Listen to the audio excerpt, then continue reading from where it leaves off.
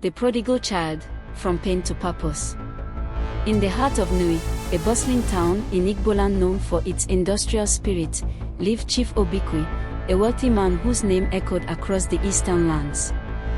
His household was as grand as his wealth, and his family was envied by many.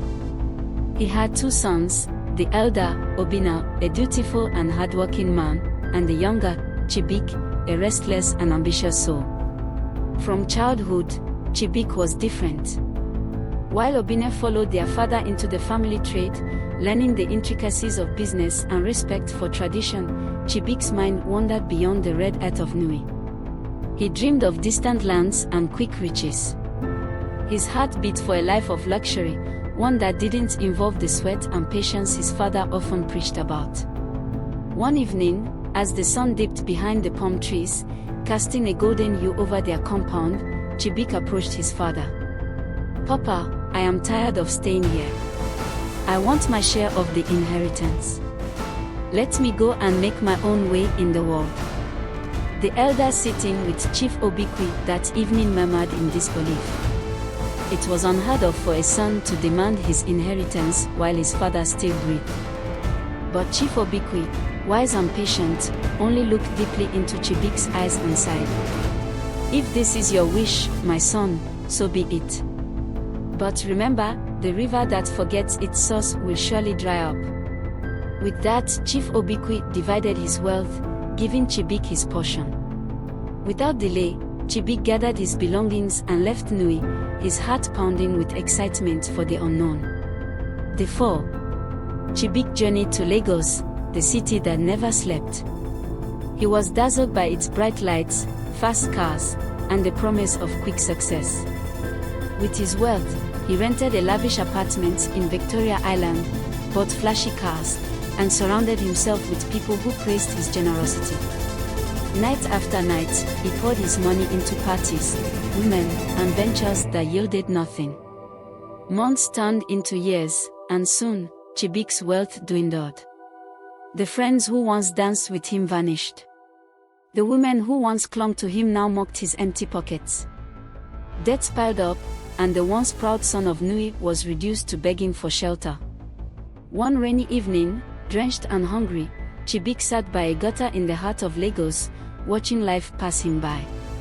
He thought of home, the scent of ofnsola his mother used to cook, the sound of the ojin calling villagers for meetings, and the quiet wisdom in his father's voice.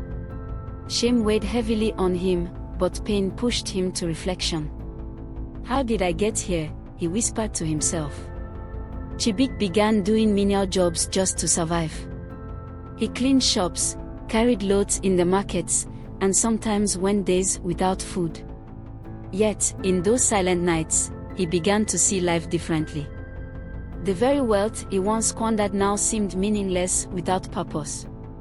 One day, while resting under a mango tree near a market, he overheard a group of young boys discussing how they wished they had someone to teach them how to fix broken radios and phones.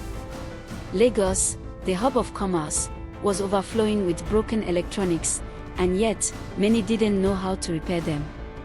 A spark lit within Chibuike. He remembered how, as a child, he loved dismantling and fixing things in their family house. With the little money he had, he bought a few broken radios and began practicing. Slowly, he taught himself the art of electronics repair. Word spread, and customers began to trust him. The rise. Chibuike's skill grew, and so did his clientele. He saved every naira, refusing to be swayed by the flashy life that once consumed him. Over time, he opened a small electronics repair shop. But he didn't stop there. He began mentoring young boys and girls, teaching them the skills that now fed him. Years passed, and Chibuike's shop expanded into a training center. He began importing parts, designing small electronics, and even creating affordable solar lanterns for rural communities. His name began to echo not just in Lagos but across the southeast. One day, as he addressed a hall filled with young apprentices, he paused. "I left home searching for riches, but I found something greater, purpose. Wealth without purpose is like a palm tree in the desert, tall but fruitless.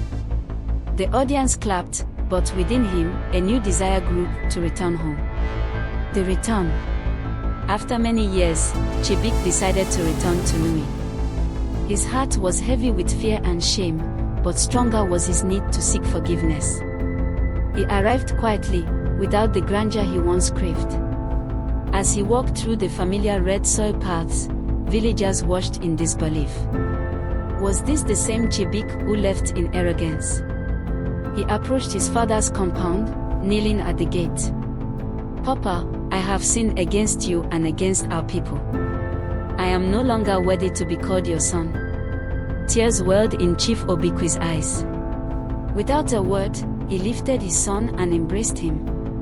NWAM, the palm tree bends but never breaks. Welcome home. News spread like wildfire. The prodigal son had returned, not with tales of wasted wealth but with stories of resilience and purpose. Chibuike shared his journey, teaching the youth of Nnewi the skills he had learned. He built a technology hub in the village, empowering young minds to see beyond their immediate environment. His elder brother, Obinna, embraced him too. Together, they combined their strengths, Obinna managing the family businesses and Chibuike spearheading innovation and youth empowerment. The legacy. Years later, elders would gather under the moonlight and tell the story of Chibuike, the prodigal child who rose from pain to purpose. Mothers would caution their children about the dangers of pride, but they would also remind them that failure is not the end. Chibuike's life became a beacon of hope, proving that even when one strays, there is always a path back, not just to family, but to purpose. And so, in the heart of Nnewi, beneath the shade of the ancient Udara trees, his story lived on, inspiring generations to rise beyond their failures and find meaning in their struggles.